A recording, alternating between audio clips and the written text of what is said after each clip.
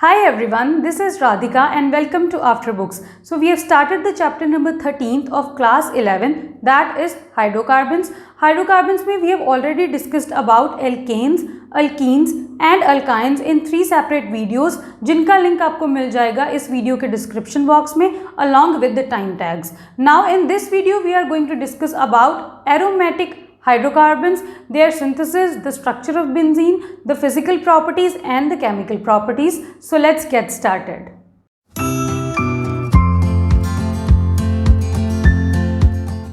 Aromatic hydrocarbons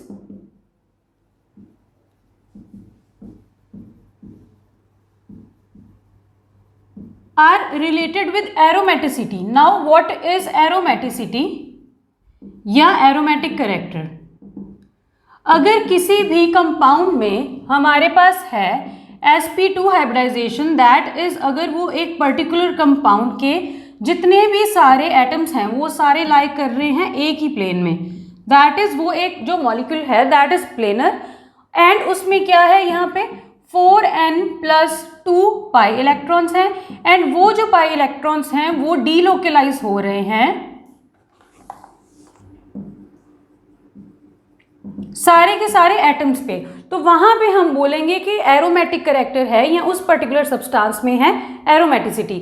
अब यहाँ पे ये 4n+2 पाई इलेक्ट्रॉन्स का क्या मतलब है कि अगर हम यहाँ पे n की वैल्यू को 0 पुट करें, 1 पुट करें, 2 पुट करें तो यहाँ पे क्या आता जाएगा हमारे पास। अगर हमने यहाँ पे 0 पुट किया तो यहाँ पे आ गए 2 पाई इलेक्ट्रॉन्स, अगर यहाँ पे हमने 1 पुट किया तो यहाँ पे आ गए 6 पाई इलेक्ट्रॉन्स एंड अगर हमने यहाँ पे 2 पुट किया तो यहाँ पे क्या आ गया 10 पाई इलेक्ट्रॉन्स।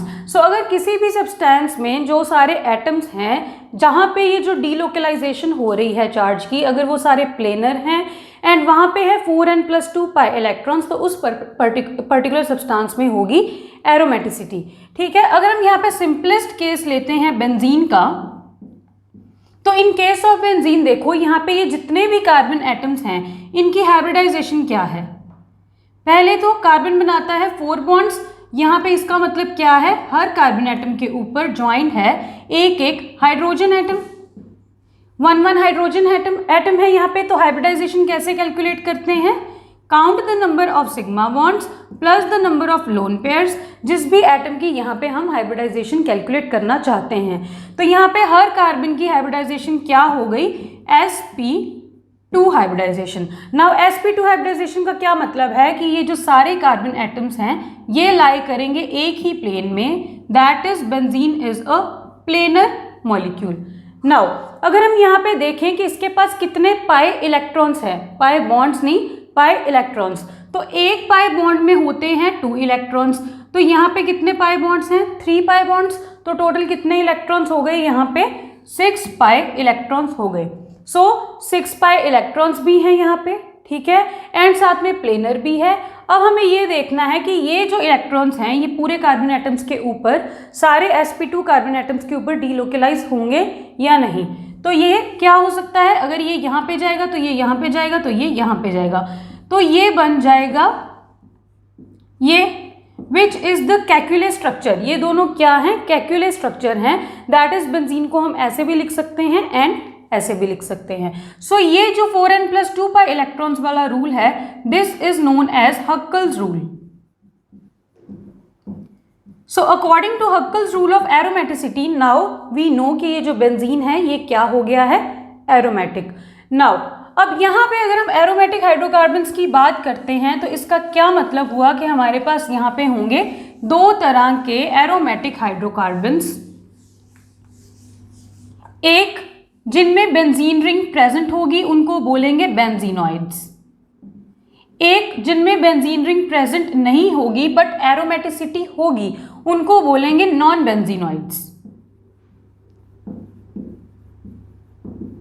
सो बेंजीनॉइड्स का क्या एग्जाम्पल हो गया, एक तो बेंजीन ही हो गया एंड अगर और एग्जाम्पल्स की बात करें यहाँ पे तो क्या हो जाएगा, ये है naphthalene,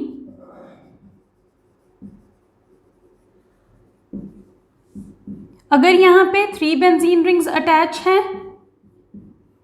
with alternative double single bonds तो इसको क्या बोलेंगे, this will be known as anthracene. तो ये जो हमारे ये एग्जाम्पल्स हैं, ये हैं बेंजीनॉइड्स के एग्जाम्पल्स, बिकॉज यहाँ पे हम देख सकते हैं कि दोनों में ही एक ना एक बेंजीन रिंग तो यहाँ पे है ही। अगर हम यहाँ पे नॉन बेंजीनॉइड्स की बात करें तो नॉन बेंजीनॉइड्स में क्या होगा, एरोमेटिक कैरेक्टर तो होगा बट वहाँ पे बेंजीन रिंग प्रेजेंट नहीं होगी। एग्जाम्पल्स करते हैं नॉन बेंजीनॉइड्स के। This is what, pyridine. अब यहाँ पे क्या है, अगेन ये सारे कार्बन एटम, ये सारे कार्बन एटम्स हैं, ये sp2 हाइब्रिडाइज्ड हैं। ऑल्सो नाइट्रोजन भी यहाँ पे sp2 हाइब्रिडाइज्ड है। ये प्लेनर भी है, इसमें डीलोकलाइजेशन भी होगा इलेक्ट्रॉन्स का। सो सारी कंडीशन सेटिस्फाइड है, सो ये होगा aromatic. Pyridine will be aromatic, but अब यहाँ पे जो एरोमेटिसिटी है वो बेंजीन रिंग से तो आई नहीं, बिकॉज यहाँ पे बेंजीन रिंग तो प्रेजेंट नहीं है। So this is the example of non benzenoid. और यहाँ पे हम एग्जाम्पल कर सकते हैं फ्यूरेन का। इसके पास भी कितने यहाँ पे टोटल में पाई इलेक्ट्रॉन्स है, ये 2 एंड यहाँ पे ये जो लोन पेयर इसके ऊपर प्रेजेंट है, इसको भी यहाँ पे हम काउंट करेंगे एरोमेटिसिटी के लिए, इसीलिए this will also be aromatic.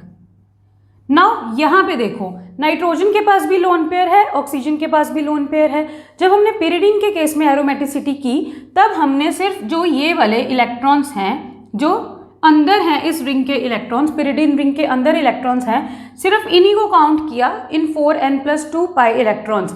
But यहाँ पे हम क्या कर रहे हैं, इस लोन पेयर को कंसिडर कर रहे हैं, वेयर एज यहाँ पे हमने इस लोन पेयर के इलेक्ट्रॉन्स को साथ में काउंट नहीं किया। सो इसका यही रीज़न है कि यहाँ पे इन केस ऑफ पिरिडीन अगर हम ये वाले इलेक्ट्रॉन्स भी काउंट करते हैं तो ये एरोमेटिक नहीं रहेगी, because it will not satisfy the 4n+2 pi electron वाला रूल। बट यहाँ पे क्या है, अगर हम ये 2 इलेक्ट्रॉन्स भी काउंट कर लेते हैं एंड ये यहाँ पे डीलोकलाइज भी हो जाते हैं, तो यहाँ से आएगी एरोमेटिसिटी। एंड एरोमेटिसिटी से आती है बहुत ही ज़्यादा स्टेबिलिटी मॉलिक्यूल में। सो अगर ये अपने इस लोन पेयर को इन्वॉल्व करेगा तो ये एरोमेटिक नहीं रहेगा, स्टेबिलिटी कम हो जाएगी, इसीलिए इसका लोन पेयर यहाँ पे इन्वॉल्व नहीं होगा ताकि यहाँ पे जो एरोमेटिसिटी है वो रिटेन रह सके। एंड इसका लोन पेयर इन्वॉल्व होगा ताकि यहाँ पे एरोमेटिसिटी जनरेट हो सके। ठीक है, सो ये है एग्जाम्पल्स बेंजीनॉइड्स एंड नॉन बेंजीनॉइड्स के। अब हम आते हैं स्ट्रक्चर ऑफ बेंजीन पे।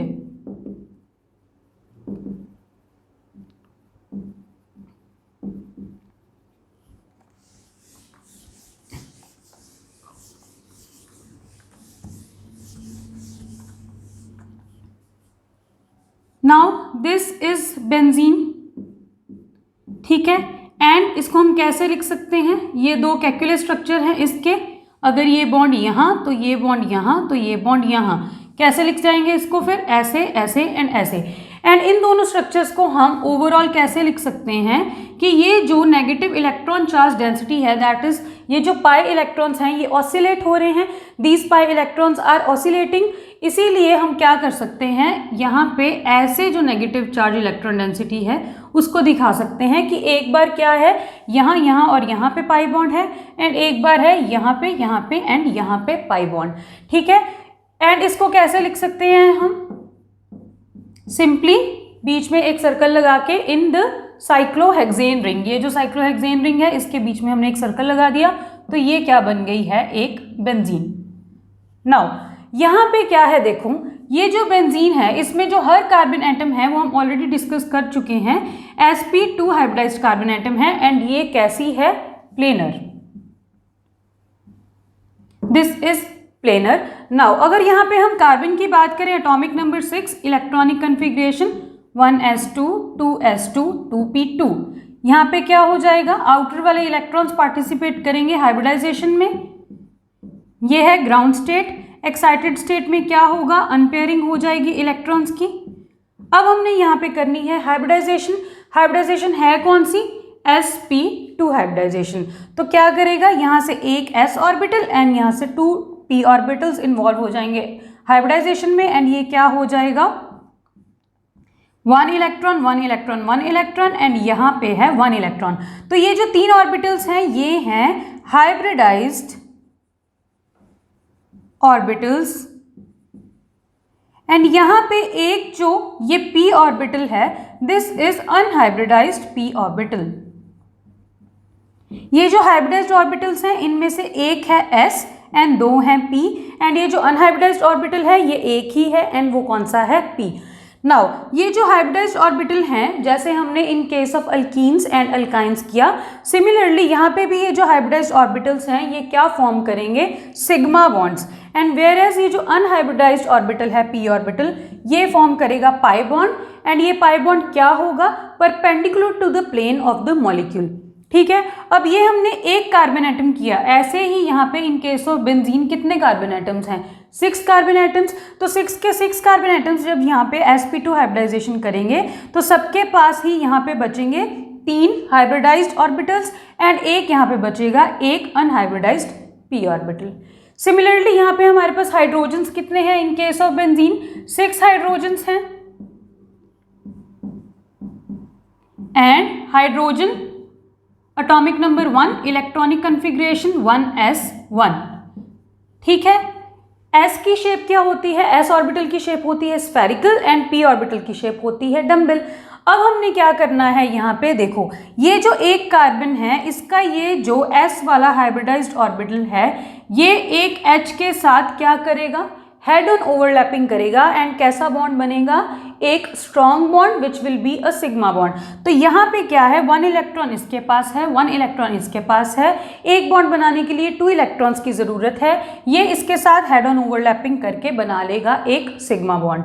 तो ये हमने क्या किया, यहाँ पे ये है कार्बन, ठीक है, यहाँ पे इस पे क्या है, देखो this is the p orbital of carbon which is the hybridized p orbital, यहाँ पे क्या है हाइड्रोजन, तो यहाँ पे ये कौन सा बॉन्ड बन जाएगा, इसकी हाइब्रिडाइजेशन क्या है कार्बन की, sp2, इसका कौन सा यहाँ पे ऑर्बिटल पार्टिसिपेट कर रहा है, s ऑर्बिटल, सो ये बॉन्ड बन गया एक sp2s सिग्मा बॉन्ड। सिमिलरली यहाँ पे बहुत ही ज़्यादा 6 कार्बन एटम्स अटैच हैं, तो 6 के 6 कार्बन एटम्स ऐसे हाइड्रोजन के साथ बना लेंगे एक सिग्मा बॉन्ड।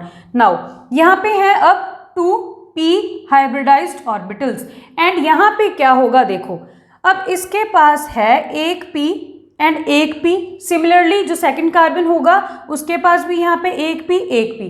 कहने का मतलब क्या है कि ये वाला जो कार्बन है ये अपने एडजेसेंट कार्बन एटम्स जिनके पास भी ऐसे ही 2p ऑर्बिटल्स यहाँ पे बचेंगे s के साथ सिग्मा बॉन्ड बनाने के बाद, अब ये क्या करेगा, ये कार्बन एटम इसके पास है ये 1 इलेक्ट्रॉन p का, जो सेकंड कार्बन एटम होगा इसके एडजेसेंट वाला इसके पास भी यहाँ पे p में 1 इलेक्ट्रॉन होगा, तो अगेन 2 इलेक्ट्रॉन्स मिल गए, अगेन हेड ऑन ओवरलैपिंग होगी, एंड यहाँ पे कौन सा बॉन्ड बन जाएगा, एक सिग्मा बॉन्ड बन जाएगा। ठीक है, सिमिलरली क्या होगा, अब इस कार्बन के पास यहाँ पे एक p में इलेक्ट्रॉन अभी बचा है, एंड साथ में ये वाला जो कार्बन एटम है इसके पास भी अभी p में एक इलेक्ट्रॉन होगा, तो अगेन 1 इलेक्ट्रॉन उसका 1 इलेक्ट्रॉन इसका, यहाँ पे क्या हो जाएगी, अगेन हेड ऑन ओवरलैपिंग हो जाएगी एंड बन जाएगा सिग्मा बॉन्ड। सो यहाँ से एक कार्बन एटम ने क्या किया है, इसके साथ मीन्स एक हाइब्रिडाइज्ड ऑर्बिटल के साथ बनाया H के साथ सिग्मा बॉन्ड, दूसरे के साथ बनाया C के साथ सिग्मा बॉन्ड, एंड तीसरे के साथ भी बनाया दूसरे वाले C के साथ सिग्मा बॉन्ड। मीन्स जो सारे हाइब्रिडाइज्ड ऑर्बिटल्स थे वो क्या बना लिया सबने, यहाँ पे सिग्मा बॉन्ड। अब हम बात करते हैं इसकी, ये जो अनहाइब्रिडाइज्ड p ऑर्बिटल यहाँ पे बचा है इसकी। नाउ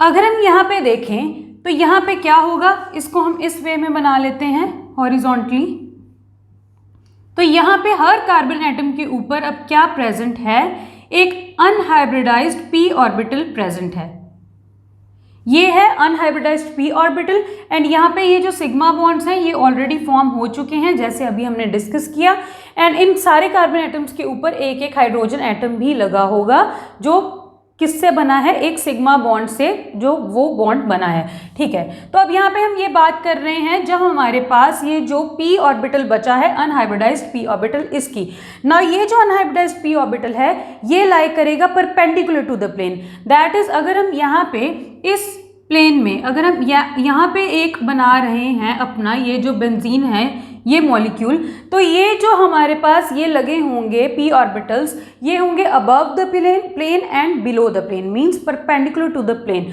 अब क्या हो सकता है, देखो इन्होंने बनाना है पाई बॉन्ड बनता कैसे है, by sideways overlap, sideways overlap से बॉन्ड, अब यहाँ पे दो पॉसिबिलिटीज हैं बनने की। यहाँ क्या हो सकता है कि ये एंड ये p ऑर्बिटल इसके साथ ओवरलैप हो जाए, साइडवेज ओवरलैप करके, तो यहाँ पे क्या बन जाएगा, अब इसमें और इसमें एक बॉन्ड बन गया, इसमें एक बॉन्ड, इसमें एक बॉन्ड। मींस ये क्या रिप्रेजेंट कर रहा है, pi electron charge density above and below the plane. Similarly यहाँ पे क्या हो सकता था हमारे पास,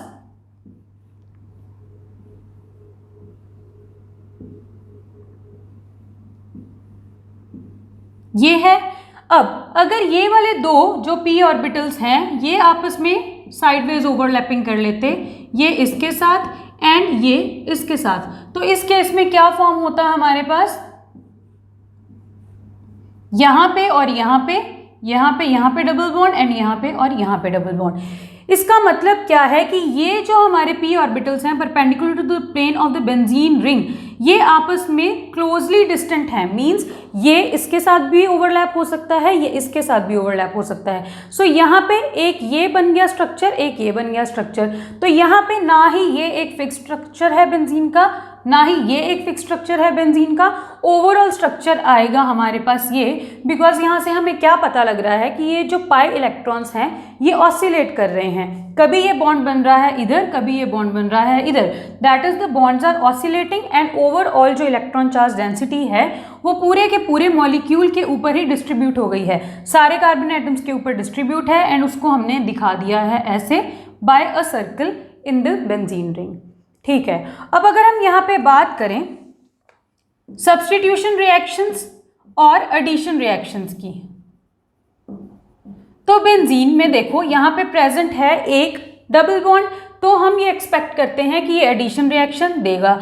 ऑल्सो यहाँ पे क्या प्रेजेंट है, हाइड्रोजन्स हैं हर कार्बन एटम के ऊपर, तो हम ये भी एक्सपेक्ट करते हैं कि यहाँ से हाइड्रोजन जाएगा एंड उसकी जगह पे आ जाएगा कोई ग्रुप। सो यहाँ पे हो सकती है दो तरह की reactions, that is substitution reactions and addition reactions. But benzene ring जो होती है वो सब्स्टिट्यूशन रिएक्शंस ज़्यादा इजीली और ज़्यादा हद तक देती है। इसका रीज़न क्या है कि क्योंकि यहाँ पे अगर एडिशन रिएक्शन होगी, अगर यहाँ पे हम कोई चीज़ ऐड कर रहे हैं, इसका मतलब क्या है कि हम एक डबल बॉन्ड तोड़ रहे हैं एंड यहाँ पे एक साइड पे एक ग्रुप, एक साइड पे एक ग्रुप दे रहे हैं डबल बॉन्ड को तोड़ के, जैसे हमने अल्कीन्स और अल्काइंस के केस में किया।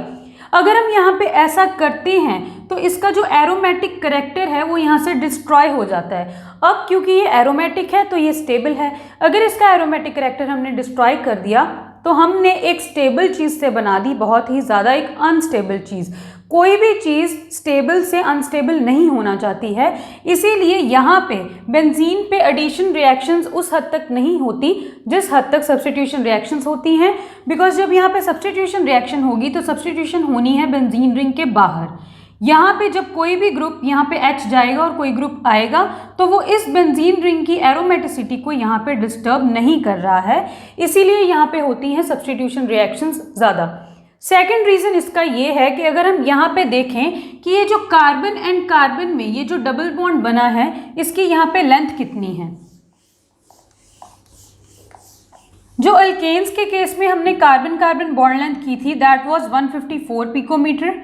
इन केस ऑफ अल्कीन्स ये जो कार्बन कार्बन बॉन्ड लेंथ है that is the double bond, इसकी लेंथ होती है 134 पिकोमीटर। यहाँ पे अब ये जो इस कार्बन और इस कार्बन में ये जो डबल बॉन्ड है इन केस ऑफ बेंजीन, इसकी लेंथ है यहाँ पे 139 पिकोमीटर। इसका क्या मतलब है कि यहाँ पे ये जो डबल बॉन्ड है ना ही ये प्योरली डबल बॉन्ड है ना ही ये प्योरली सिंगल बॉन्ड है। बिकॉज अगर ये सिंगल बॉन्ड होता तो इसकी ये लेंथ होती, अगर ये एक प्योर डबल बॉन्ड होता तो इसकी ये लेंथ होती। इसका मतलब ये जो डबल बॉन्ड है ये एक पार्शियल डबल बॉन्ड कैरेक्टर है इसमें, this is not a pure double bond. And जो एडिशन रिएक्शंस होती हैं वो होती हैं प्योर डबल बॉन्ड्स पे ज़्यादा इजीली, इसीलिए सेकंड रीज़न भी ये है इसका कि जो एडिशन रिएक्शंस हैं वो इतनी इजीली यहाँ पे नहीं होंगी। तो यहाँ पे है पार्शियल डबल बॉन्ड कैरेक्टर, वो यहाँ से हमें दिख ही रहा है। एक बार इस कार्बन और इस कार्बन में है सिंगल बॉन्ड, एक बार इस कार्बन और इस कार्बन में आ गया है डबल बॉन्ड। एंड ये जो इलेक्ट्रॉन्स हैं ये ऑसिलेट कर रहे हैं, इसीलिए ये जो बॉन्ड्स हैं ये फिक्स्ड नहीं है एंड इलेक्ट्रॉन चार्ज डेंसिटी भी फिक्स्ड नहीं है। अब अगर हम यहाँ पे बात करें बेंजीन के मोनो सब्स्टिट्यूशन की, तो मोनो सब्स्टिट्यूशन जब हम बेंजीन की करवाएंगे तो हम ये देखेंगे कि हमें एक ही तरह का प्रोडक्ट ऑब्टेन होगा। इसका क्या मतलब है कि यहाँ पे ये जितने भी हाइड्रोजन्स अटैच हैं ये सारे इक्विवेलेंट हाइड्रोजन्स हैं।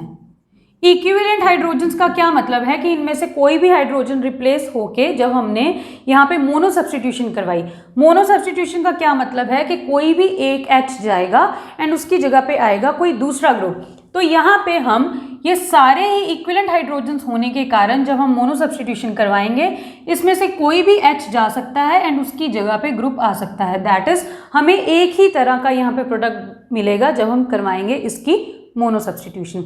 ठीक है, so this is about benzene. Stability भी कर ली है हमने, यहाँ पे ये प्लेनर मॉलिक्यूल है, ये भी हमने यहाँ पे डिस्कस कर लिया है। Coming to the synthesis of benzene,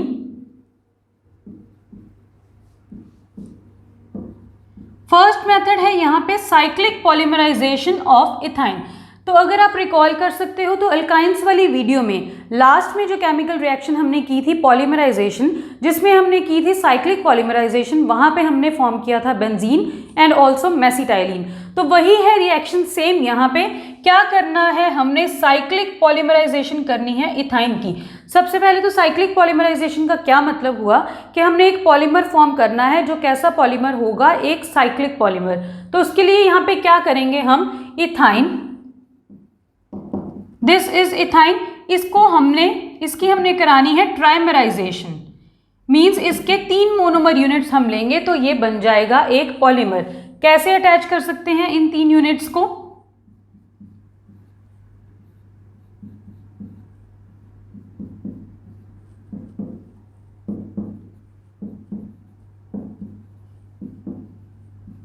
this is what ethyne. Ethyne की 3 यूनिट्स यहाँ पे ले लिए हमने, मीन्स हम यहाँ पे करवा रहे हैं ट्राइमराइजेशन।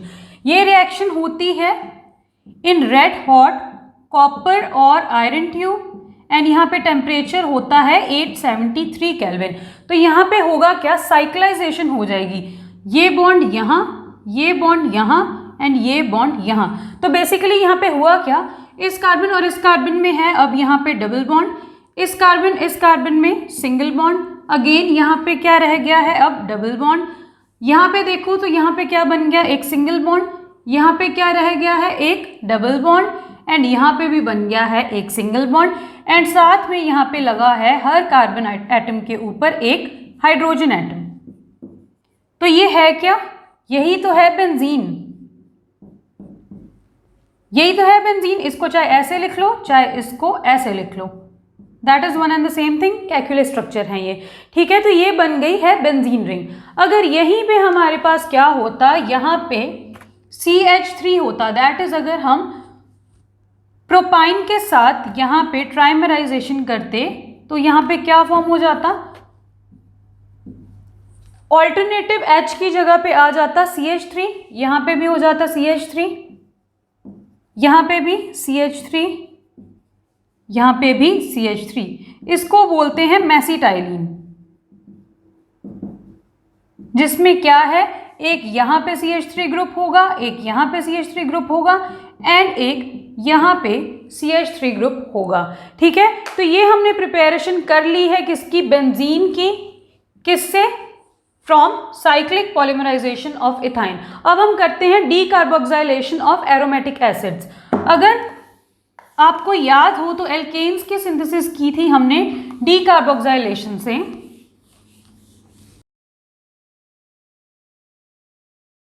वहां पे हमने यूज क्या किया था, in case of alkanes RCOONA क्या किया था, इसकी रिएक्शन करवाई थी with soda lime, that is NaOH in the presence of CaO। यहां से Na2CO3 निकल गया था एंड क्या हो गया था, ये R इस H के साथ जाके जुड़ गया था और बन गया था अल्केन।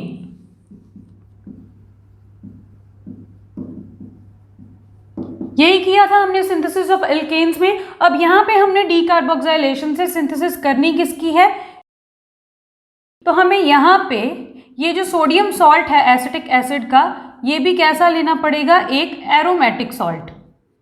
ठीक है, बस R की जगह पे हमने सब्स्टिट्यूट कर दी यहाँ पे बेंजीन रिंग, क्योंकि हमें बनाना ही यहाँ पे क्या है, एक एरोमेटिक कंपाउंड बनाना है, दैट इज बेंजीन यहाँ पे हमें बनानी है। सो यहाँ पे क्या होगा, अगेन सोडा लाइम की प्रेजेंस में ये रिएक्शन होगी। What is soda lime? The mixture of sodium hydroxide and calcium oxide, इसको और क्या बोलते हैं, quick lime. This is known as soda lime. And इसके साथ रिएक्शन क्यों करवाते हैं हम?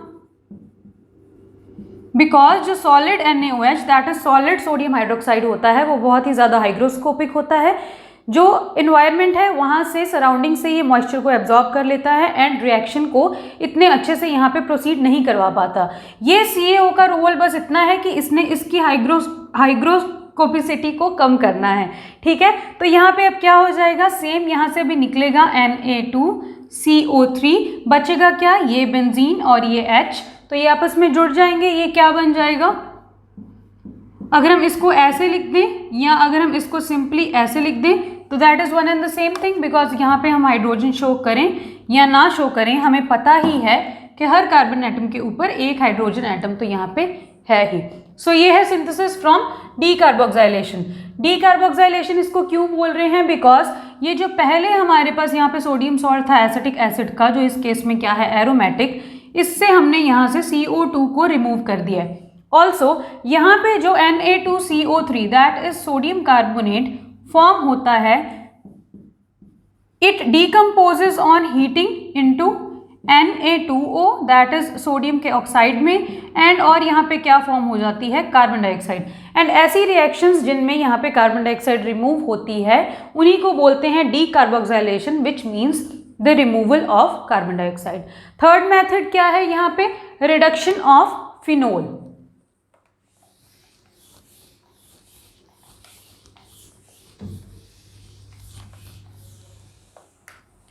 फिनोल इज, अगर बेंजीन रिंग के ऊपर जुड़ा है यहाँ पे OH ग्रुप तो इसे बोलेंगे हम फिनोल। हमने क्या करना है, इसकी रिडक्शन करवानी है, तो यहाँ पे दे देते हैं एक रिड्यूसिंग एजेंट एंड साथ में हीट देनी पड़ेगी इस रिएक्शन में। यहाँ पे जिंक का क्या रोल है कि ये एक्ट करेगा as a reducing agent.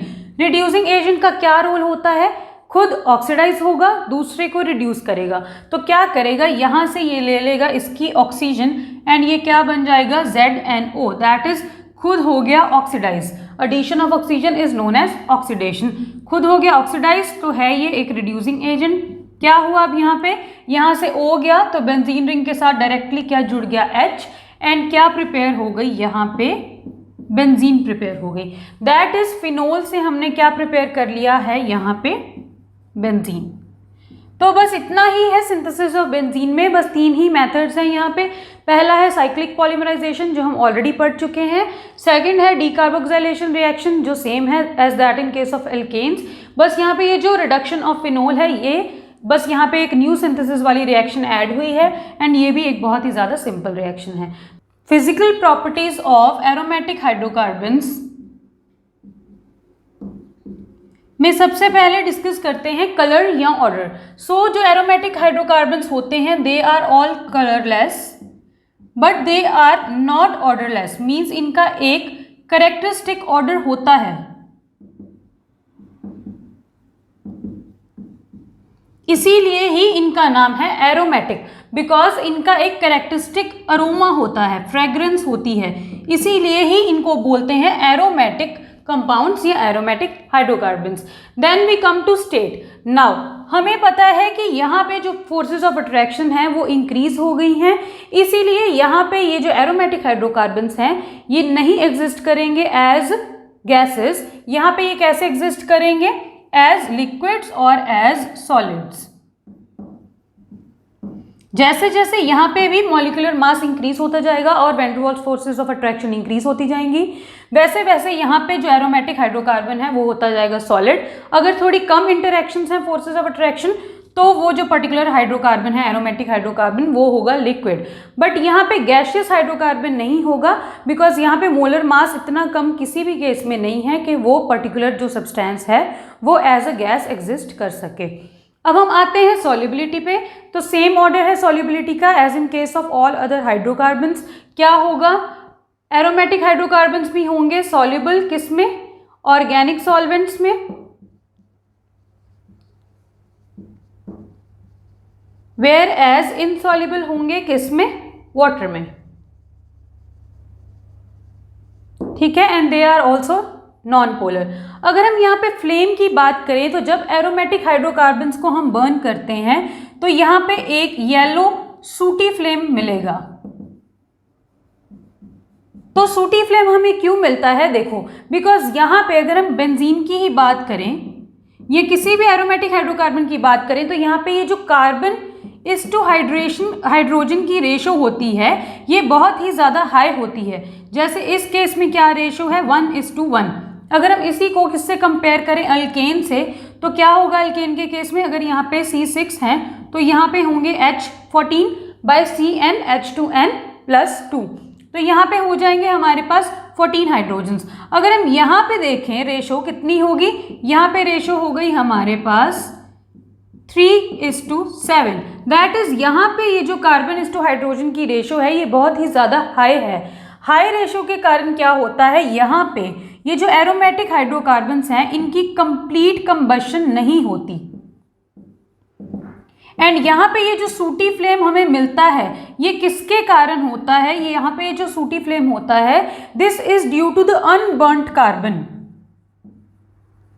Complete combustion ना होने के कारण यहाँ पे ये जो अनबर्न्ड कार्बन बच जाता है उसके कारण ये जो एरोमेटिक हाइड्रोकार्बन्स हैं ये देते हैं एक सूटी फ्लेम।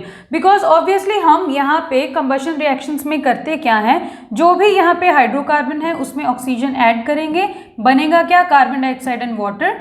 क्यों, बिकॉज हाइड्रोकार्बन्स बने ही हाइड्रोजन और कार्बन से हैं। तो यहाँ पे क्योंकि रेशो कम है तो यहाँ पे उतना ज़्यादा यहाँ पे वाटर नहीं बन सकेगा, यहाँ पे पूरी कंप्लीट कंबशन नहीं होगी, इनकम्प्लीट कंबशन होगी, अनबर्न्ड कार्बन होगा, एंड फ्लेम कौन सा हो जाएगा यहाँ पे, एक सूटी फ्लेम। अब हम यहाँ पे बात करते हैं melting points and boiling points की। तो अगर हम एरोमेटिक हाइड्रोकार्बन के melting point, boiling point compare करते हैं with that in case of alkanes, alkenes and alkynes, तो बेंजीन के केस में भी हम यही देखेंगे कि क्या होगा, इनका जो मेल्टिंग पॉइंट और बॉइलिंग पॉइंट होता है that is higher than alkanes, alkenes और अल्काइंस। ठीक है, melting point and boiling point होगा यहाँ पे हायर। अगर हम यहाँ पे कंपैरिजन करें, this is what, this is toluene. जब बेंजीन के ऊपर एक CH3 ग्रुप अटैच है, अगर यहीं पे दो CH3 ग्रुप्स हों, दैट इज ये डाई सब्सटीट्यूटेड हो बेंजीन किसके साथ, मिथाइल ग्रुप से, तो इसको बोल देंगे orthoxylene. Then comes metaxylene and then comes पैराक्साइलीन।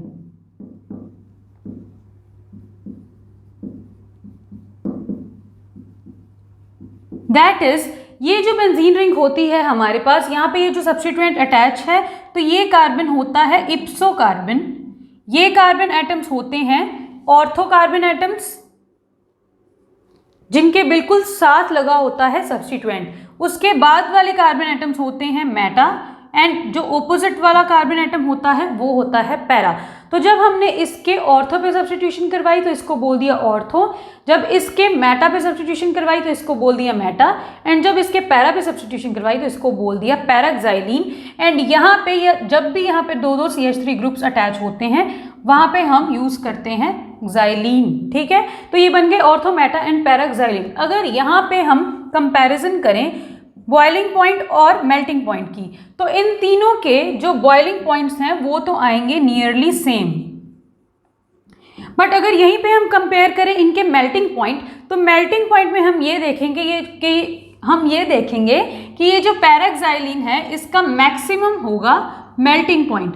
तो ऐसा क्यों होता है, हमें पता है कि मेल्टिंग पॉइंट आता कहाँ से है, पैकिंग से। जितनी ज़्यादा स्ट्रॉन्ग पैकिंग उतनी ज़्यादा एनर्जी और उतना ज़्यादा यहाँ पे हो जाएगा मेल्टिंग पॉइंट इसके पर्टिकुलर क्रिस्टल लैटिस को, इसकी पैकिंग को ब्रेक करने के लिए।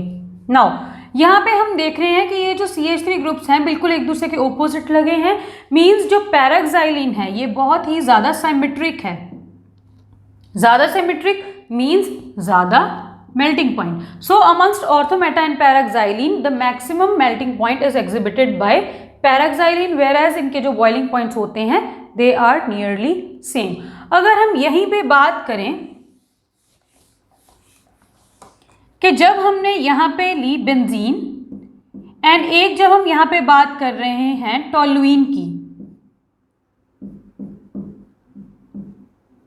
जब हम इन दोनों के यहाँ पे कंपेयर करेंगे melting point and boiling point, पहले बात करते हैं यहाँ पे बॉइलिंग पॉइंट की। देखो बॉइलिंग पॉइंट में यहाँ पे क्या होगा, इन केस ऑफ बॉइलिंग पॉइंट यहाँ पे ये जो बेंजीन है इसमें है van der Waals forces of attraction, ठीक है। अब यहाँ पे क्या है, यहाँ पे देखो van der Waals forces of attraction तो है ही एंड साथ में यहाँ पे जुड़ा है एक मिथाइल ग्रुप। ये मिथाइल ग्रुप शो करता है plus I effect. Plus I effect का क्या मतलब है कि यहाँ पे इलेक्ट्रॉन्स डोनेट करेगा इस बेंजीन रिंग को। तो जब यहाँ पे ये इलेक्ट्रॉन्स डोनेट कर रहा है, अपने आप से पुश अवे कर रहा है इलेक्ट्रॉन्स को, तो यहाँ पे एक टेम्परेरी डायपोल जनरेट हो जाएगा। उस temporary dipole, that is dipole moment, that is temporary polarity के कारण यहाँ पे अब van der Waals forces of attraction भी है एंड थोड़ी सी टेम्परेरी पोलैरिटी भी है, that is temporary dipole moment भी है, जिसके कारण इसका बॉइलिंग पॉइंट बेंजीन से हो जाएगा ज़्यादा। यहाँ पे भी परमानेंट टेम्परेरी डायपोल्स तो एग्जिस्ट करते ही रहेंगे बिकॉज ये जो हैं ये ऑक्सीलेटिंग पाई इलेक्ट्रॉन्स हैं, बट वो तो दोनों के केस में है, वैन डर वाल्स के फोर्सेस भी दोनों के केस में है। बट यहाँ पे क्या होगा, यहाँ पे टेम्परेरी पोलैरिटी जनरेट हो जाएगी because of the plus I effect of the methyl group. So यहाँ पे बॉइलिंग पॉइंट है इसका ज़्यादा। अगर हम यहाँ पे मेल्टिंग पॉइंट की बात करें तो अगेन सेम यहाँ पे आएगी पैकिंग वाली बात। अब यहाँ पे ये जो है ये इतना ज़्यादा सिमेट्रिकल नहीं होगा बिकॉज यहाँ पे ये जो CH3 ग्रुप है, ये जो CH3 ग्रुप है ये एफिशिएंट पैकिंग नहीं करने देगा उतनी बेंजीन रिंग की जितनी यहाँ पे थी। ये इसकी जो पैकिंग है ये इतनी एफिशिएंट नहीं होगी जितनी इसकी एफिशिएंट पैकिंग होगी। सो ज़्यादा एफिशिएंट पैकिंग का मतलब क्या हो गया, ज़्यादा मेल्टिंग पॉइंट। तो मेल्टिंग पॉइंट किसका ज़्यादा होगा, बेंजीन का टोलुइन से, वेयर एज जो बॉइलिंग पॉइंट है वो किसका ज़्यादा है, टोलुइन का बेंजीन से। Chemical properties of aromatic hydrocarbons में we have two types of reactions, एक है इलेक्ट्रोफिलिक सब्स्टिट्यूशन रिएक्शंस एंड एक है एडिशन रिएक्शंस। सबसे पहले बात करते हैं इलेक्ट्रोफिलिक सब्स्टिट्यूशन रिएक्शंस की।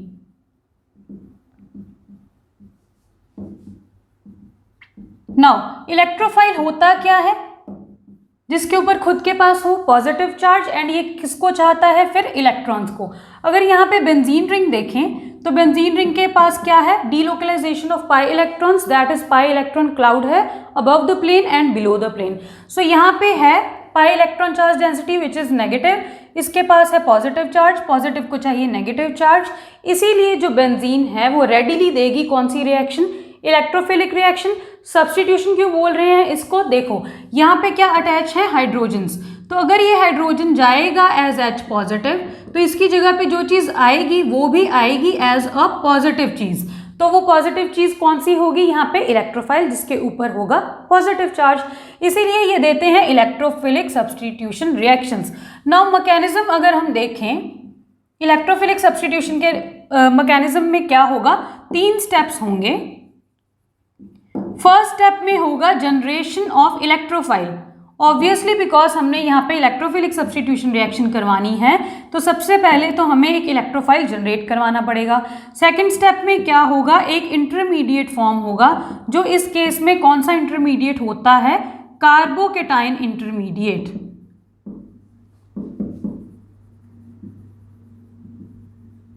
एंड थर्ड स्टेप में क्या होगा, डीप्रोटोनेशन या removal of proton, that is हमें यहां से रिमूव करवाना है थर्ड स्टेप से H पॉजिटिव। जब H के ऊपर पॉजिटिव होता है उसको बोलते हैं प्रोटोन, जब H के ऊपर नेगेटिव चार्ज आता है किसी किसी केस में उसको बोलते हैं हाइड्राइड। सो यहाँ पे ये हो गया हमारे पास 3 स्टेप्स, जनरेशन ऑफ इलेक्ट्रोफाइल, फिर कार्बोकेटाइन फॉर्म होगा एंड देन हो जाएगा लास्ट में डीप्रोटोनेशन। तो अभी के लिए हमने इलेक्ट्रोफिलिक सब्स्टिट्यूशन रिएक्शंस को डिटेल में देखना है, हेलोजिनेशन, नाइट्रेशन, फ्रीडल क्राफ्ट्स वगैरह की रिएक्शन सारी देखेंगे। अभी के लिए मान लेते हैं कि हमने क्या किया, यहाँ पे स्टेप 1 हम ऑलरेडी कर चुके हैं और यहाँ पे हमने जनरेट करवा लिया है कोई इलेक्ट्रोफाइल। अब इस इलेक्ट्रोफाइल ने क्या करना है, कार्बोकेटाइन के ऊपर अटैक करना है, कार्बोकेटाइन इंटरमीडिएट फॉर्म करना है। तो ये कार्बोकेटाइन इंटरमीडिएट कैसे फॉर्म होगा, देखो ये है हमारे पास एक बेंजीन रिंग, ये है इलेक्ट्रोफाइल। नाउ इसके पास है negative charge, electron charge density negatively charge, और इसके पास क्या है, एक पॉजिटिव चार्ज। सो क्या होगा, ये इसको करेगा अटैक। हमेशा नेगेटिव चीज़ ने ही पॉजिटिव चीज़ को अटैक करना है। अगर ये इसको अटैक करेगा तो यहाँ पे क्या बन जाएगा, देखो अब अगर इन सारे कार्बन एटम्स के पास हाइड्रोजन तो है ही, अब अगर ये वाला जो है, ये जो बॉन्ड जब इसको अटैक करेगा, अगर इलेक्ट्रोफाइल यहाँ पे अटैच होगा तो पॉजिटिव चार्ज आएगा यहाँ, एंड अगर जो इलेक्ट्रोफाइल है वो यहाँ पे अटैक करेगा तो पॉजिटिव चार्ज आ जाएगा यहाँ।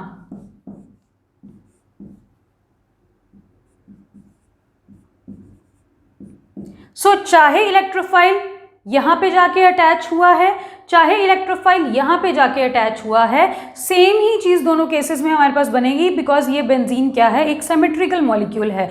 यहाँ पे भी तो इसके पास हाइड्रोजन अटैच है, सेम ही तो हो गया।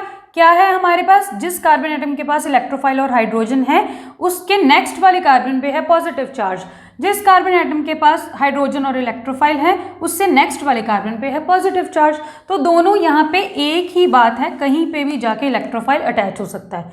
अब यहाँ पे नेक्स्ट क्या होगा, हमने ये क्या जनरेट कर लिया है, अपने स्टेप 2 में जो जनरेट करना चाहते थे, एक कार्बोकेटाइन यहाँ पे जनरेट हो गया है। कार्बोकेटाइन का क्या मतलब है कि कार्बन के ऊपर आ गया पॉजिटिव चार्ज, सो ये है एक कार्बोकेटाइन। नाउ ये जो कार्बोकेटाइन है इसमें अब हो जाएगी रेजोनेंस। रेजोनेंस कैसे होगी, देखो ये जो पॉजिटिव चार्ज है ये इन कार्बन एटम्स के ऊपर डिस्ट्रीब्यूट हो जाएगा। कैसे होगा, अगर ये बॉन्ड यहाँ जाएगा तो ये पॉजिटिव चार्ज यहाँ आ जाएगा, यहाँ पे है already hydrogen and electrophile present, यहाँ पे पहले से बॉन्ड था, अब ये बॉन्ड आ गया है यहाँ। तो देखो इस वाले कार्बन की वैलेंसी अनसेटिस्फाई नहीं होगी, एक हाइड्रोजन तो इसके पास है बट फिर भी यहाँ पे ये 3 ही बॉन्ड्स बना रहा है। इसका मतलब कि यहाँ पे ये जो पॉजिटिव चार्ज था ये कहाँ पे ट्रांसफ़र हुआ है, इस वाले कार्बन के पास।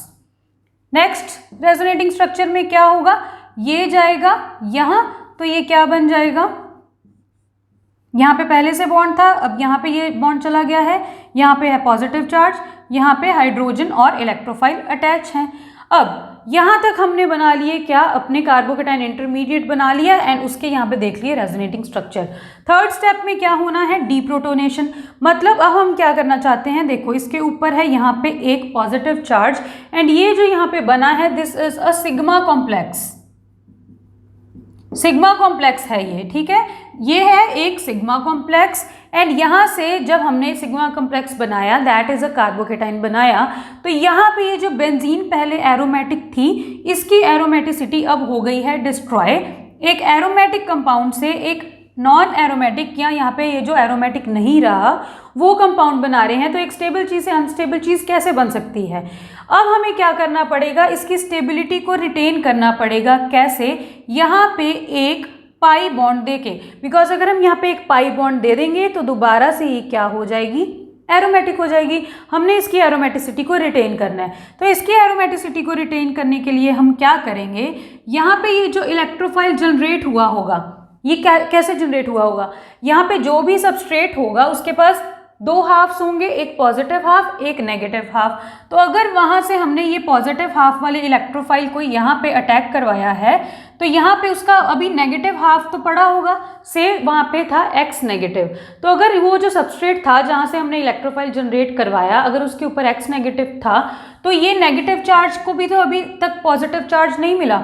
ये क्या करेगा, यहाँ से इस प्रोटोन को H को एक्सट्रैक्ट करेगा in the form of H positive. Hydrogen होता है इलेक्ट्रोपॉजिटिव, बॉन्ड के इलेक्ट्रॉन्स को छोड़ के जाएगा तो ये बॉन्ड शिफ्ट हो जाएगा यहाँ पे और खुद ये किसके साथ जाके जुड़ जाएगा, ये वाले नेगेटिव वाली चीज़ के साथ। अब ये क्या बन गया है, यहाँ पे बॉन्ड पहले से था, यहाँ पे भी बॉन्ड बन गया एंड साथ में लग गया इलेक्ट्रोफाइल।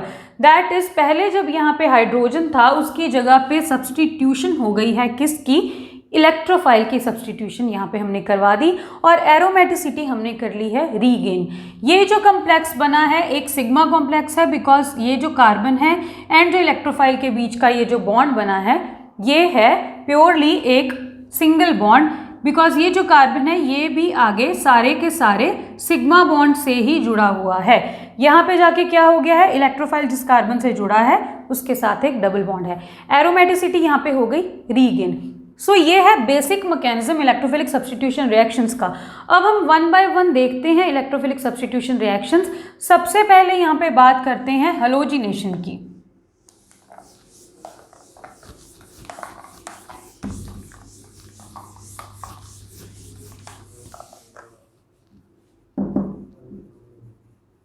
हैलोजिनेशन में क्या करेंगे, हैलोजेंस यूज करेंगे। ये है हमारे पास बेंजीन रिंग, इसमें हमने ऐड करवाना है मान लो यहाँ पे Cl2। सो ये रिएक्शन होगी in the presence of a Lewis acid. Lewis acid क्या होते हैं, इलेक्ट्रॉन डेफिशिएंट स्पीशीज होते हैं। यहाँ पे AlCl3 भी ले सकते हैं, FeCl3 भी ले सकते हैं। तो यहाँ पे इस लुईस एसिड का जो हम यहाँ पे ले रहे हैं उसका रोल क्या है, रोल है इसका स्टेप 1 करवाना। स्टेप 1 में क्या करवाना है, जनरेट करना है एक इलेक्ट्रोफाइल। तो ये इलेक्ट्रोफाइल को कैसे जनरेट करेगा, AlCl3 Cl2। अब क्लोरीन के ऊपर है lone pair of electrons and यहाँ पे ये जो एल्यूमिनियम है ये क्या है, इलेक्ट्रॉन डेफिशिएंट। तो ये इलेक्ट्रॉन डेफिशिएंट यहाँ पे है, इसके पास इलेक्ट्रॉन्स, तो क्या हो जाएगा यहाँ पे फॉर्म हो जाएगा AlCl4। पहले यहाँ पे 3 Cl थे, एक और Cl जुड़ गया एंड अब इसके ऊपर क्या आ गया है, एक नेगेटिव चार्ज जो क्यों आया है, इसके लोन पेयर्स को यहाँ पे अटैक होने के कारण। तो अब यहाँ पे ये जो Cl बची फिर ये कैसे बची, in the form of Cl positive. And हमने यहाँ पे क्या जनरेट करवाना था, इलेक्ट्रोफाइल। किसी सब्सटेंस पे किसी स्पीशीज पे हमें पॉजिटिव चार्ज चाहिए था, वो हमें मिल गया। सो यहाँ पे इस केस में इलेक्ट्रोफाइल कौन सा होगा, Cl पॉजिटिव। फर्स्ट स्टेप यहाँ पे हमने कर लिया। सेकंड स्टेप में हम क्या करेंगे, सेम ये जो इलेक्ट्रोफाइल है इसका अटैक करवाएंगे, फिर रेजोनेटिंग स्ट्रक्चर्स बनाएंगे। वो मैंने पहले ही आपको स्टेप 2 इसीलिए ही करके दिखा दिया है, सब केसेस में वो स्टेप सेम ही रहेगा। लास्ट में क्या होगा, वहाँ से प्रोटॉन एब्स्ट्रैक्ट हो जाएगा एंड उसकी जगह पे लग जाएगा जाके इलेक्ट्रोफाइल। तो यहाँ पे होगा क्या, जब हमने वो तीनों स्टेप्स करवा लिए तो यहाँ पे डायरेक्टली क्या हो जाएगा, ये जो यहाँ पे Cl पॉजिटिव बना किसी भी एक H को यहाँ से सब्स्टिट्यूट करवा दो एंड उसकी जगह पे लगा दो Cl और इसका ये पॉजिटिव चार्ज जब खत्म हो जाएगा, बिकॉज अभी तक यहाँ पे Cl की वैलेंसी 1 है, 1 वैलेंसी इसने सेटिस्फाई नहीं की हुई तो पॉजिटिव चार्ज है। यहाँ पे इसने 1 बॉन्ड बना लिया, अपनी वैलेंसी सेटिस्फाई कर ली तो इसके ऊपर आएगा कोई भी चार्ज नहीं। सो ये है जब हमने करवाई halogenation in the presence of a Lewis acid, जिसका काम था यहाँ पे इस इलेक्ट्रोफाइल को जनरेट करना। Now in case of nitration, benzene ली हमने, बेंजीन की रिएक्शन करवाएंगे with HNO3 that is nitric acid and ये रिएक्शन होती है in the presence of sulphuric acid. यहाँ पे सल्फ्यूरिक एसिड बिहेव करेगा एज एन एसिड एंड ये जो HNO3 है अब यहाँ पे ये बिहेव करता है एज अ बेस। तो यहाँ पे स्टेप 1 में क्या होना है, जनरेशन ऑफ इलेक्ट्रोफाइल। इलेक्ट्रोफाइल कैसे जनरेट करवाएंगे, ये एक्ट कर रहा है एज बेस, इसको कैसे लिख सकते हैं NO2 एंड यहाँ पे लिख लिया OH, this is HNO3। Similarly H2SO4 को कैसे लिख सकते हैं, H, ये हो गया H2SO4। ठीक है, अब यहाँ पे क्या होगा, देखो इसके ऊपर है यहाँ पे लोन पेयर ऑफ इलेक्ट्रॉन्स, इसने एक्ट करना है एज अ बेस। बेस को क्या चाहिए होता है, प्रोटॉन, जो इसको किससे मिलेगा, सल्फ्यूरिक एसिड से। क्योंकि यहाँ पे सल्फ्यूरिक एसिड अपना प्रोटॉन दे रहा है तो ये है एसिड, क्योंकि यहाँ पे निट्रिक एसिड का OH इस प्रोटॉन पे अटैक कर रहा है तो ये है यहाँ पे बेस। इसने यहाँ पे इस पे अगर अटैक किया तो ये बॉन्ड शिफ्ट हो जाएगा इस ऑक्सीजन के ऊपर।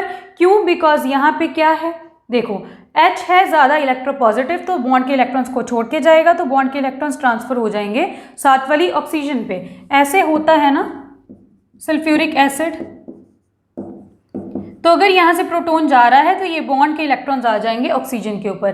तो यहाँ पे अब देखो ये क्या बन जाएगा, ये बन गया यहाँ पे OH2 बिकॉज इसने क्या लिया है, ये वाला प्रोटॉन, इसके ऊपर अब आ गया क्या, पॉजिटिव चार्ज, एंड साथ में क्या लगा है यहाँ पे NO2। अब यहाँ पे जहाँ पे भी हम छोटे छोटे कंपाउंड्स एलिमिनेट कर सकते हैं वहाँ से करेंगे। तो अगर ये वाला जो बॉन्ड है ये यहाँ पे बॉन्ड के इलेक्ट्रॉन्स शिफ्ट कर दें हम, तो इसकी पॉजिटिव चार्ज इलेक्ट्रॉन डेंसिटी हो गई डिक्रीज, मतलब यहाँ पे पॉजिटिव चार्ज, ये नेगेटिव चार्ज इसके ऊपर दे दिया, तो ओवरऑल नेट चार्ज हो गया 0। तो बेसिकली यहाँ से फॉर्म क्या हो गया है, वाटर, एंड बिकॉज ये बॉन्ड के इलेक्ट्रॉन्स इधर को शिफ्ट हुए हैं तो यहाँ पे कौन सा चार्ज आएगा, पॉजिटिव चार्ज। तो बेसिकली हमने यहाँ पे जनरेट क्या करना था, एक इलेक्ट्रोफाइल फर्स्ट स्टेप में, एंड वो हम यहाँ पे कर चुके हैं। सेकंड स्टेप में क्या होगा, अगेन सिग्मा कम्प्लेक्स फॉर्म होगा, कार्बोकेटाइन का फॉर्मेशन होगा।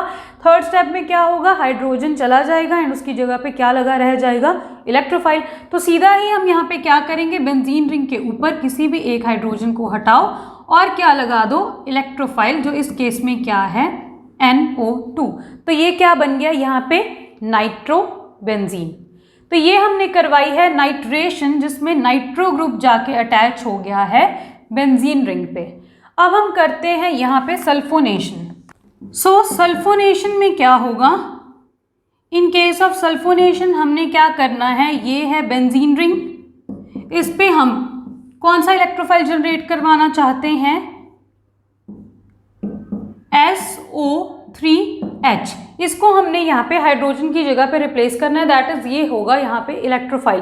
तो क्या करेंगे, यहाँ पे हम लेते हैं fuming sulphuric acid which is H2SO4 SO3 which is basically oleum.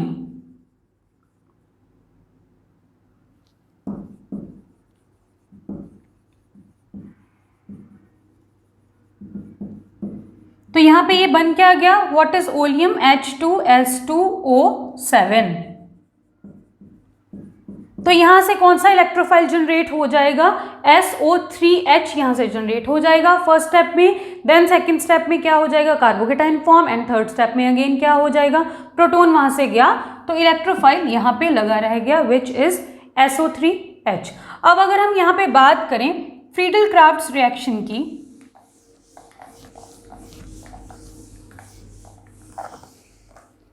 तो फ्रीडल क्राफ्ट्स रिएक्शंस में है हमारे पास दो तरह की रिएक्शन, एक है अल्काइलेशन एंड एक है असाइलेशन। अल्काइलेशन में क्या करना है, हमने अल्काइल ग्रुप को इंट्रोड्यूस करना है बेंजीन रिंग पे, एंड असाइलेशन में क्या करना है, असाइल ग्रुप को सब्स्टिट्यूट करना है बेंजीन रिंग पे। तो अल्काइल ग्रुप क्या होता है, CH3 हो गया, C2H5 हो गया, जैसे मिथाइल ग्रुप, इथाइल ग्रुप। और असाइल ग्रुप क्या होता है, जहां पे CO भी लगा हो अल्काइल ग्रुप के साथ, दैट इज CH3CO ग्रुप या C2H5CO ग्रुप, ऐसे ग्रुप्स को बोलेंगे असाइल ग्रुप। तो पहले करते हैं अल्काइलेशन, अगेन क्या करेंगे, सेम बेंजीन रिंग ली। अब क्या होगा, यहाँ पे हमने करवाना है अल्काइलेशन, तो हमने यहाँ पे ले लिया एक अल्काइल हैलाइड, मीन्स हमें क्या चाहिए, यहाँ पे ऐसा सब्सटेंस जो दो चीज़ों में टूटे, एक पॉजिटिव में एक नेगेटिव में। हमें पता है कि कार्बन और क्लोरीन, बिकॉज ये CH3Cl कैसे है, ऐसे हमें पता है कार्बन और क्लोरीन में से ज़्यादा इलेक्ट्रोनेगेटिव है क्लोरीन, तो इसके ऊपर आ जाएगा नेगेटिव चार्ज, इसके ऊपर आ जाएगा पॉजिटिव चार्ज, एंड ये बॉन्ड यहाँ से ब्रेक हो जाएगा बिकॉज इसी बॉन्ड के इलेक्ट्रॉन्स तो आए हैं क्लोरीन के ऊपर, ये बनेगा यहाँ से। तो बेसिकली यहाँ से ये जो इलेक्ट्रोफाइल है ये जनरेट हो गया, ठीक है। अब क्या होगा, यहाँ पे ये रिएक्शन अगेन होगी किसके प्रेजेंस में, एक लुईस एसिड के प्रेजेंस में। यहाँ पे इलेक्ट्रोफाइल हमने जनरेट कर लिया है, ये इलेक्ट्रोफाइल अब क्या कर देगा, अटैक कर देगा, एंड एंड में क्या प्रोडक्ट फॉर्म हो जाएगा, यहाँ पे CH3 पॉजिटिव अटैच हो जाएगा in place of H positive. तो ये हमने क्या करवा दिया है, यहाँ पे अल्काइलेशन करवा दिया है। ये क्या है हमारे पास, एक एरोमेटिक ग्रुप है एंड ये क्या है, एक alkyl group and aryl group, दो ग्रुप्स हैं इसमें, ये करवा दी हमने अल्काइलेशन। अगर यहीं पे हम करवाते असाइलेशन, तो इन केस ऑफ असाइलेशन क्या होता, अगर हम यहाँ पे ले लेते CH3COCl, तो यहाँ पे भी क्या हो जाता, अगेन अब इस कार्बन और इस क्लोरीन में से ज़्यादा इलेक्ट्रोनेगेटिव कौन है, क्लोरीन, तो बॉन्ड के इलेक्ट्रॉन्स को अपनी तरफ जब विड्रॉ करेगी तो क्लोरीन के ऊपर आ जाएगा नेगेटिव चार्ज, इसके ऊपर आ जाएगा पॉजिटिव चार्ज। ये हो गया इलेक्ट्रोफाइल जनरेट। इसने क्या कर देना है, बेंजीन पे अटैक कर देना है। तो ये क्या बन जाएगा, यहां पे अब जाके जुड़ गया CH3 group in case of acylation. तो असाइलेशन में क्या हुआ, ये वाला ग्रुप इंट्रोड्यूस हुआ है बेंजीन पे, और अल्काइलेशन में क्या हुआ था, सिर्फ ये वाला ग्रुप इंट्रोड्यूस हुआ था बेंजीन रिंग पे। सिमिलरली अगर हम यहाँ पे ले लेते एसिडिक एनहाइड्राइड, इसको बोलते हैं anhydride linkage, that is COOCO, ये है एनहाइड्राइड। तो अगर हम ये ले लेते तो भी क्या हो जाता है, यहाँ से अगेन CH3CO ग्रुप तो हो जाता है इंट्रोड्यूस बेंजीन रिंग में, बिकॉज यहाँ पे क्या है, देखो ये जो है कार्बन और ऑक्सीजन में से ज़्यादा इलेक्ट्रोनेगेटिव है ऑक्सीजन, बॉन्ड के इलेक्ट्रॉन्स को अपनी तरफ विड्रॉ करेगी तो यहाँ पे आ जाएगा ऑक्सीजन के ऊपर नेगेटिव चार्ज, कार्बन पे आ जाएगा पॉजिटिव चार्ज, इलेक्ट्रोफाइल जनरेट हो गया, जनरेट करके यहाँ पे अटैक हो गया एंड ये असाइल ग्रुप जाके बेंजीन रिंग के साथ जुड़ गया। अब यहाँ पे बचा क्या, देखो यहाँ पे बचा है ये सारा ग्रुप, दैट इज CH3COO वाला ग्रुप। अब यहाँ से जो हाइड्रोजन गया है उसने इसके साथ जुड़ जाना है और ये क्या बन जाएगा, CH3COOH, that is carboxylic acid group, and ये क्या है, एसिटिक एसिड। ऐसे ही सारी रिएक्शंस जो भी अभी तक हमने की, नाइट्रेशन, सल्फोनेशन, हेलोजिनेशन एंड ये जो फ्रीडल क्राफ्ट रिएक्शन हमने की है, सभी में क्या हुआ होगा, H पॉजिटिव रिलीज हुआ है, उसी की जगह पे आया है इलेक्ट्रोफाइल। वो जो H पॉजिटिव है वो सारे केसेस में जो हमने वहाँ पे इलेक्ट्रोफाइल जनरेट किया उसका नेगेटिव वाले पार्ट के साथ जुड़ेगा। That is in case of halogenation हमारे पास निकला था Cl, AlCl4 नेगेटिव बना था, वहाँ से हमें दोबारा क्या मिल जाएगा, AlCl3 एंड साथ में मिल जाएगा Cl नेगेटिव। ये Cl नेगेटिव जब H को लेगा तो वहाँ से निकल जाएगा HCl, ठीक है। इस केस में क्या हो गया है, यहाँ पे फॉर्म हो गया है एसिटिक एसिड। सेम सारे केसेस में जो हाइड्रोजन है वो रिमेन्ड जो नेगेटिव वाला पोर्शन है उसके साथ जाके जुड़ जाएगा एंड एक और साथ में बाय प्रोडक्ट फॉर्म करेगा, ठीक है। तो ये है हमारे पास electrophilic substitution reactions. Now we come to the addition reactions. Addition reactions में सबसे पहले करते हैं हाइड्रोजिनेशन। तो हाइड्रोजिनेशन का क्या मतलब हो गया, एडिशन किसकी करवाएंगे, हाइड्रोजन की। सबसे पहले तो ये एडिशन रिएक्शंस क्यों देंगे, बिकॉज यहाँ पे एक पार्शियल डबल बॉन्ड कैरेक्टर है। हालांकि इतनी अच्छी एडिशन रिएक्शंस ये नहीं दे रही है बेंजीन रिंग, बट फिर भी कुछ हद तक एडिशन रिएक्शंस इसमें होंगी। तो अगर यहाँ पे बेंजीन रिंग हमने ली, क्या करवाना है इस पे, हाइड्रोजन की एडिशन। तो यहाँ पे हमें कितने हाइड्रोजन मॉलिक्यूल्स लेने पड़ेंगे, 3 हाइड्रोजन मॉलिक्यूल्स यहाँ पे हमें लेने पड़ेंगे एंड यहाँ पे देना पड़ेगा हाई टेम्परेचर या हाई प्रेशर या बोथ। ऐसा क्यों, बिकॉज जब हमने इसमें 3H2 ऐड करवाने हैं तो यहाँ पे हमारे पास एक नॉन एरोमेटिक हाइड्रोकार्बन मिलेगा। एक एरोमेटिक एक स्टेबल चीज़ से हम बना रहे हैं एक अनस्टेबल चीज़, तो यहाँ पे हमें बहुत ही ज़्यादा ड्रास्टिक कंडीशंस का यूज़ करना पड़ेगा। नाउ यहाँ पे हमें टोटल 6 हाइड्रोजन्स चाहिए, क्यों, बिकॉज जब ये एक डबल बॉन्ड टूटेगा तो एक हाइड्रोजन इधर एक हाइड्रोजन इधर, अगेन डबल बॉन्ड टूटेगा, हाइड्रोजन इधर हाइड्रोजन इधर, अगेन डबल बॉन्ड टूटेगा, हाइड्रोजन इधर हाइड्रोजन इधर। हम ये बहुत ही बार कर चुके हैं एडिशन रिएक्शंस। तो यहाँ पे अब क्या होगा, देखो जब ये बॉन्ड टूटा तो इस कार्बन और इस कार्बन की एक एक वैलेंसी हो गई अनसेटिस्फाइड। उस वैलेंसी को सेटिस्फाई करने के लिए एक हाइड्रोजन गया यहाँ, एक हाइड्रोजन गया यहाँ। सिमिलरली ऐसे ही 3 मॉलिक्यूल्स कैसे ऐड हो जाएंगे, एक ये मॉलिक्यूल ऐड हो गया, एक ये मॉलिक्यूल ऐड हो गया एंड एक ये मॉलिक्यूल ऐड हो गया हाइड्रोजन का। यहाँ पे ऑलरेडी क्या प्रेजेंट थे बेंजीन रिंग पे, एक एक हाइड्रोजन एटम्स पहले से ही यहाँ पे प्रेजेंट थे। सो ये बन गया है हमारे पास, ये है क्या, दिस इज साइक्लोहेक्सेन। साइक्लिक है, कितने नंबर ऑफ कार्बन एटम्स हैं, 6 कार्बन एटम्स। सारे कार्बन कार्बन में बॉन्ड कैसे हैं, सिंगल बॉन्ड्स, तो यहाँ पे रूट वर्ड यूज हुआ एन, तो ये बन गया है साइक्लोहेक्सेन। अगर सिमिलरली यहाँ पे हम करवाते हेलोजिनेशन, तो हेलोजिनेशन का क्या मतलब हो गया है, एडिशन ऑफ हेलोजन। तो अगर हम यहाँ पे ऐड करवा रहे हैं से Cl2, तो यहाँ पे क्या हो जाएगा, देखो अगेन हमें यहाँ पे 3Cl2 यूज़ करनी पड़ेगी, बिकॉज जैसे जैसे डबल बॉन्ड टूटता जाएगा वैसे वैसे Cl इसके ऊपर ऐड होती जाएगी।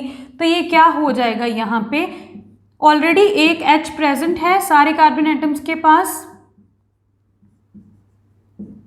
एंड अब हर कार्बन एटम के पास और क्या जाके जुड़ गया है, क्लोरीन, एंड डबल बॉन्ड टूट चुके हैं। ये बन गया है हमारे पास which is hexachlorocyclohexane. Hexachloro means यहाँ पे 6 क्लोरीन एटम्स लगे हैं और इसको क्या बोलते हैं, gammexane. This is also known as gammexane. ठीक है, तो ये फॉर्म कर लिया हमने किससे, हेलोजिनेशन से। अब हम करते हैं कंबशन रिएक्शंस। कंबशन रिएक्शंस में सेम हमने क्या करना है, अगर हम बेंजीन की बात करें C6H6, इसमें हम ऐड करेंगे ऑक्सीजन, तो क्या फॉर्म होगा, कार्बन डाइऑक्साइड फॉर्म होगी एंड साथ में फॉर्म होगा यहाँ पे वाटर। बट बैलेंस करना पड़ेगा रिएक्शन को, कार्बन है यहाँ पे 6, तो यहाँ पे कितने कार्बन डाइऑक्साइड निकलेंगे, 6। अब यहाँ पे हाइड्रोजन है 6, तो यहाँ पे हमने लगा दिया 3 हाइड्रोजन्स पूरे हुए। अब count the number of oxygens, 6 2 12 plus 3 कितने हो गए यहाँ पे टोटल 15। अब यहाँ पे है हमारे पास ऑक्सीजन मॉलिक्यूल्स, यहाँ पे हमने जो काउंट किए हैं वो काउंट किए हैं ऑक्सीजन एटम्स। हमें एटम्स चाहिए 15, तो क्या करना पड़ेगा, यहाँ पे 15/2 से जब डिवाइड करेंगे ये 2 और 2 कैंसिल हो जाएगा, यहाँ पे बचेंगे 15 ऑक्सीजन एटम्स।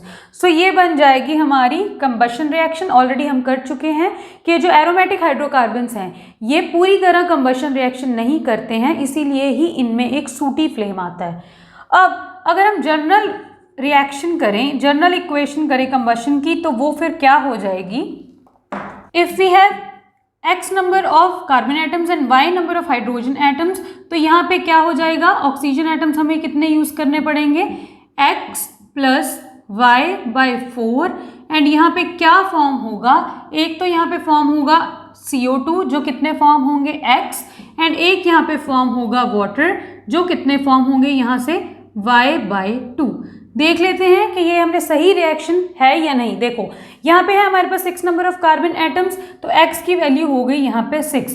जब यहाँ पे x 6 है तो यहाँ पे कार्बन डाइऑक्साइड 6 निकले हैं, x नंबर ऑफ ही निकले हैं, तो ठीक है। अब हम देखते हैं यहाँ पे वाटर, जब यहाँ पे 6 y की वैल्यू थी 6, तो वाटर आई यहाँ पे 3, दैट इज y का हाफ। तो जब यहाँ पे h की वैल्यू है, जब यहाँ पे h है y, तो यहाँ पे y/2 number of water molecules आ गए। सेम यहाँ पे है हमारे पास 15/2 O2, जब यहाँ पे क्या है, x की वैल्यू है 6, y की वैल्यू है 6 को डिवाइड करना है हमने यहाँ पे 4 से, तो यहाँ पे जब एलसीएम लेंगे तो ये क्या हो जाएगा 30/4, जिसको और क्या लिख सकते हैं 15/2। तो ये बन गए यहाँ पे 15/2 ऑक्सीजन एटम्स, ऑक्सीजन मॉलिक्यूल्स। ये हो गई है combustion reaction. Now let's discuss the directive influence of group attached to benzene. तो अगर हमने बेंजीन पे करानी है इलेक्ट्रोफिलिक सब्स्टिट्यूशन रिएक्शन, एंड से इस बेंजीन रिंग पे जिस पे हमने इलेक्ट्रोफिलिक सब्स्टिट्यूशन रिएक्शन करवानी है उस पे ऑलरेडी कोई ग्रुप G अटैच है, तो अब जब यहाँ पे इलेक्ट्रोफाइल आएगा तो यहाँ पे 2 पॉसिबिलिटीज़ हैं। या तो ये जो G ग्रुप है इस इनकमिंग इलेक्ट्रोफाइल को भेज दे ऑर्थो पोजीशन पे एंड पैरा पोजीशन पे, तो इस G ग्रुप को हम बोलेंगे कि ये है एक ortho para directing group. Second possibility यहाँ पे क्या है कि जो ये इनकमिंग इलेक्ट्रोफाइल है, अगर ये जो G ग्रुप है इस इनकमिंग इलेक्ट्रोफाइल को यहाँ पे डायरेक्ट करता है, that is at the Meta position, तो हम बोलेंगे कि ये जो G ग्रुप है this is a Meta directing group. So 2 possibilities हैं, या तो ऑर्थो पैरा प्रोडक्ट फॉर्म होगा या तो मेटा प्रोडक्ट फॉर्म होगा। अब हम देखते हैं कि ये जो डायरेक्शन है ये कैसे आती है। 2 केसेस लेते हैं हम यहाँ पे।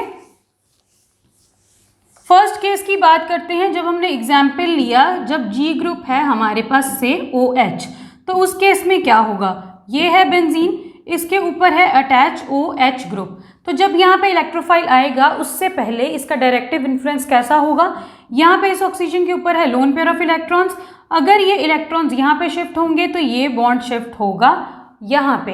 दैट इज ये जो ऑक्सीजन है अपने लोन पेयर को भेज रहा है in resonance with the benzene ring. यहाँ पे जब इलेक्ट्रॉन से बना बॉन्ड, तो ये जो बॉन्ड है उससे वापस क्या बनेगा, एक इलेक्ट्रॉन।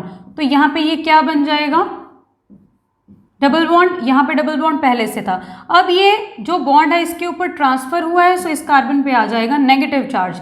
यहाँ पे क्या बन गया, डबल बॉन्ड एंड ऑक्सीजन के साथ लगा है H। ऑक्सीजन की वैलेंसी होती है 2, बना कितने बॉन्ड रहा है 3, तो इसके ऊपर आ गया है पॉजिटिव चार्ज। ठीक है, अब यहाँ पे देखते हैं हम कि नेक्स्ट इसका रेजोनेटिंग स्ट्रक्चर क्या बनेगा। नेक्स्ट क्या होगा, जब इलेक्ट्रॉन से बॉन्ड बनाएंगे तो बॉन्ड से बनाएंगे वापस इलेक्ट्रॉन, तो यहाँ पे क्या हो जाएगा, यहाँ पे आ गया बॉन्ड, यहाँ पे आ गया बॉन्ड, यहाँ पे आ गया नेगेटिव चार्ज, यहाँ पे तो डबल बॉन्ड OH अटैच ही है, इसको हमने टच भी नहीं किया। नेक्स्ट क्या होगा, इलेक्ट्रॉन से अगेन बॉन्ड, तो बॉन्ड से अगेन इलेक्ट्रॉन, तो यहाँ पे क्या बन जाएगा, ये यहाँ पे बॉन्ड, यहाँ पे अब बॉन्ड आ गया, यहाँ पे negative charge, double bond OH positive. And last में क्या होगा, अब देखो ये जो एरोमेटिसिटी है डिस्ट्रॉय हो गई है इस बेंजीन रिंग की। अब हमें इस एरोमेटिसिटी को रीगेन करना है, बिकॉज हम इसको अनस्टेबल नहीं करना चाहते। एरोमेटिसिटी रीगेन करने के लिए क्या होगा, इसका दोबारा से बनेगा यहाँ पे बॉन्ड एंड ये शिफ्ट हो जाएगा यहाँ पे ऑक्सीजन पे।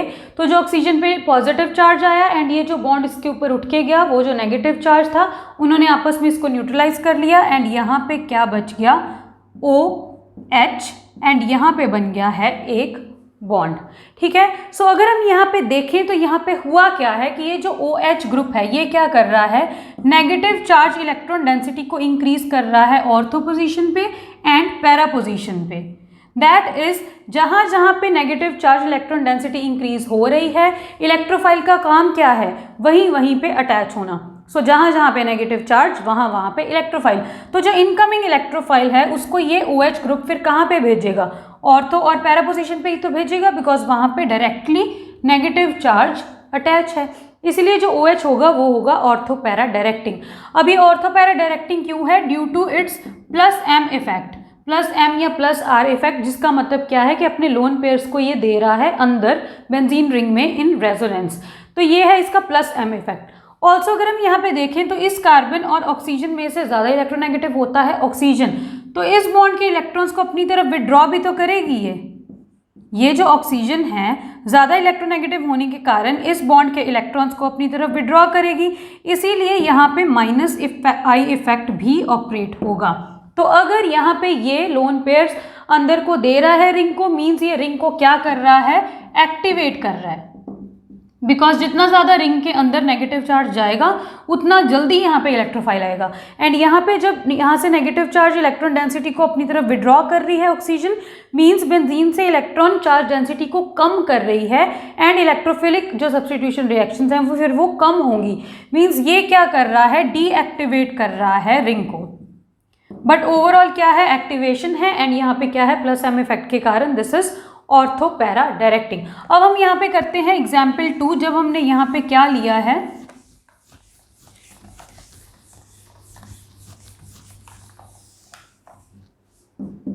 NO2 मान लेते हैं कि यहाँ पे अब जो हम ग्रुप ले रहे हैं वो है NO2 ग्रुप। तो हमने क्या किया है, बेंजीन रिंग के ऊपर अटैच कर दिया NO2, ये है बेंजीन, इसके ऊपर अटैच किया NO2। NO2 होता कैसे है, ऐसे, ये कोऑर्डिनेट बॉन्ड होता है, यहाँ पे आएगा फिर नेगेटिव चार्ज, नाइट्रोजन ने 4 बॉन्ड्स फॉर्म किए हैं तो इसके ऊपर आ गया positive charge. Now because nitrogen के ऊपर पॉजिटिव चार्ज है तो ये है इलेक्ट्रॉन डेफिशिएंट, क्या करेगी, रिंग में से इलेक्ट्रॉन्स लेगी। तो अगर ये बॉन्ड यहाँ पे शिफ्ट होगा तो ये जो बॉन्ड है वो ऑक्सीजन के ऊपर शिफ्ट हो जाएगा, तो ये यहाँ से क्या बन जाएगा, देखो अब ये बॉन्ड यहाँ पे शिफ्ट हुआ तो यहाँ पे आ गया डबल बॉन्ड, यहाँ पे NO नेगेटिव पहले से ही है, ये जो ऑक्सीजन के ऊपर यहाँ पे जो डबल बॉन्ड था ये इसके ऊपर आ गया तो इसके ऊपर आ गया नेगेटिव चार्ज। नाइट्रोजन के ऊपर अभी भी पॉजिटिव चार्ज है बिकॉज अभी भी ये 4 बॉन्ड्स ही फॉर्म कर सकता है, फॉर्म कर रहा है, वेयर एज ये 3 बॉन्ड फॉर्म कर सकता है। तो अब यहाँ पे है बॉन्ड, यहाँ पे है बॉन्ड, ये इलेक्ट्रॉन्स इसके ऊपर चले गए तो इस कार्बन पे कौन सा चार्ज बचा है, पॉजिटिव चार्ज। अब हम यहाँ पे जो रेजोनेंस स्ट्रक्चर्स हैं उनको ऐसे नहीं दिखा सकते कि पॉजिटिव चार्ज यहाँ तो ये इलेक्ट्रॉन, ये वाला बॉन्ड यहाँ, बिकॉज मूव किसने करना है, इलेक्ट्रॉन्स ने मूव करना है, ना कि पॉजिटिव चार्ज ने। हमें लगता है कि पॉजिटिव चार्ज मूव कर रहा है बट एक्चुअल में मूव क्या कर रहे होते हैं, इलेक्ट्रॉन्स। सो अब ये इलेक्ट्रॉन्स अगर यहाँ पे जाएंगे, इस बॉन्ड में यहाँ पे बनाएंगे बॉन्ड, तो ये क्या बन जाएगा, यहाँ पे बॉन्ड, यहाँ पे बॉन्ड, यहाँ पे double bond and O negative, इसके ऊपर है पॉजिटिव एंड यहाँ पे भी है O नेगेटिव, एंड यहाँ पे अब क्या बन गया है, एक पॉजिटिव चार्ज। सिमिलरली क्या होगा, ये बॉन्ड आएगा अगर यहाँ, तो पॉजिटिव चार्ज कहाँ जाएगा, यहाँ, यहाँ यहाँ यहाँ पे आ गया पॉजिटिव चार्ज, यहाँ पे है double bond N O negative, यहाँ पे है पॉजिटिव, यहाँ पे है O नेगेटिव। नेक्स्ट स्टेप में क्या होगा, अगेन हमने एरोमेटिसिटी को यहाँ पे रीजनरेट करना है, तो यहाँ से अगेन ये वाला बॉन्ड शिफ्ट हो जाएगा यहाँ और ये वाला बॉन्ड शिफ्ट हो जाएगा यहाँ। तो जो हमने यहाँ पे शुरू किया था वही हमारे पास यहाँ पे दोबारा से हमें मिल गया, दैट इज यहाँ पे है, यहाँ पे आ गया डबल बॉन्ड, यहाँ पे है नाइट्रोजन, यहाँ पे है ऑक्सीजन के ऊपर नेगेटिव चार्ज एंड यहाँ पे है डबल बॉन्ड O।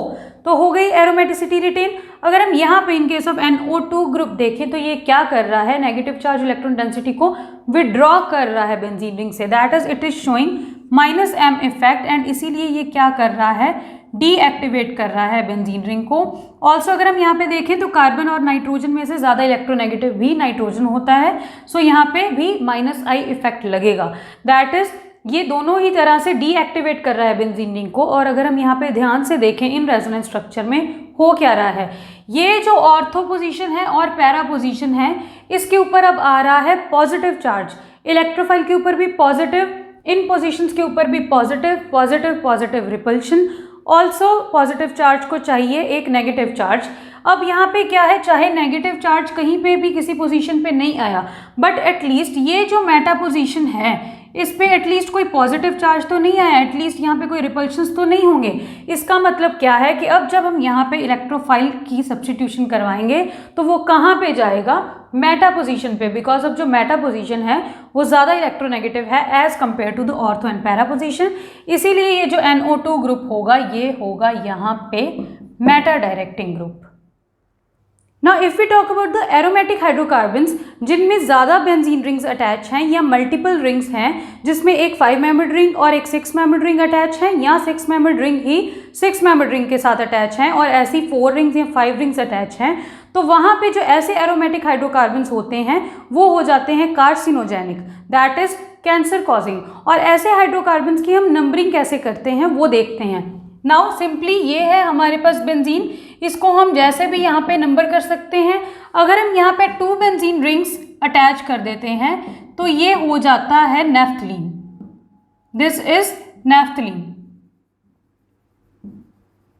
तो नेफ्थलीन की नंबरिंग कैसे करेंगे, ये जो कार्बन एटम्स हैं, ये जो कॉमन कार्बन एटम्स हैं, इनको हमने देना है लास्ट नंबर। तो चाहे इधर से नंबरिंग स्टार्ट करो चाहे इधर से नंबरिंग स्टार्ट करो, इन कार्बन एटम्स को लास्ट नंबर देना है। हम यहाँ से नंबरिंग स्टार्ट करते हैं, ये हो गया 1 2 3 4, अब यहाँ पे सीधा आ गए 5 6 7 8, ये वाला कार्बन हो गया 9 एंड ये वाला कार्बन हो गया 10। तो नेफ्थलीन की ऐसे होती है नंबरिंग। अगर यहीं पे हमारे पास 3 बेंजीन रिंग्स अटैच हों तो यहाँ पे क्या हो जाएगा, ऐसे alternative double and single bonds हैं यहाँ पे। अब इसकी नंबरिंग कैसे करेंगे, सेम टर्मिनल वाली बेंजीन से स्टार्ट करेंगे, किसी भी साइड से स्टार्ट कर लो। और ये जो अब यहाँ पे कॉमन कार्बन एटम्स हैं इनको अब हमने कोई भी नंबर नहीं देना है, और ये जो सेंटर वाले कार्बन एटम्स हैं इनको हमने देना है लास्ट नंबर।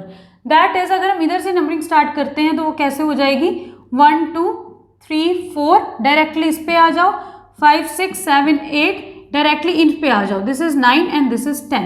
ये वाले जो कार्बन एटम्स हैं इसको हम 8A बोलते हैं, इसको 9A बोलते हैं, एंड ऐसे ही इन कार्बन एटम्स को, बट यहाँ पे आपको उसकी ज़रूरत नहीं है, सिंपली नंबरिंग होगी ऐसे। अब अगर यहाँ पे ये 1 और 2 वाली पोजीशन पे हम, now this is what, this is anthracene.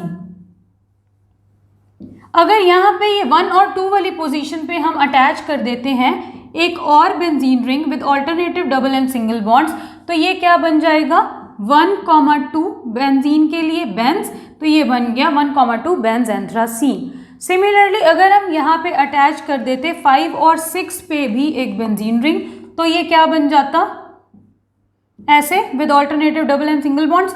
तो ये हो जाना था 1, 2, 5, 6 एंड ये क्या है अब डाइबेंजोएंथ्रासीन एंड ये क्या है एक कार्सिनोजेनिक हाइड्रोकार्बन है हमारे पास, ठीक है।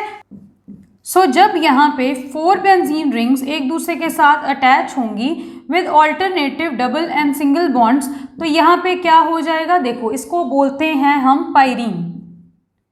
तो अगर यहाँ पे ये कार्बन एटम्स पे अगर यहाँ से नंबरिंग स्टार्ट की, अगर ये 2 कार्बन एटम्स है, अगर यहाँ पे हमने लगा दी है बेंजीन रिंग एक और, तो ये क्या बन जाएगा, यहाँ पे इसको बोल देंगे क्या, बेंज पायरीन।